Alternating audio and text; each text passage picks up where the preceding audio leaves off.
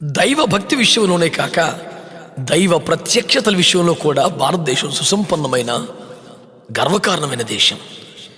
ఇట్టి పుణ్యభూమిలో మహారక్షణ కలుగజేసిన వాగ్దానం స్థిరముగా మన హృదయాన్ని బలపరుస్తూ ఉండగా విగ్రహారాధనను, ఉగ్రవాదమును, సృష్టి పూజను, వ్యభిచారమును, మతోన్మాదమును తొలగించి మా దేశాన్ని రక్షించు ప్రభువా అంటూ రోధిస్తున్నటువంటి దైవజనుని ప్రార్థనతో ఏకీభవిద్దాం. దేశాన్ని రక్షించుకుందాం. బైబిల్ గ్రంథములో 2 సార్లు పేరు దక్కిన నా దేశానికి పరలోకములో కూడా చోటు దక్కాలి. యేసు నామములో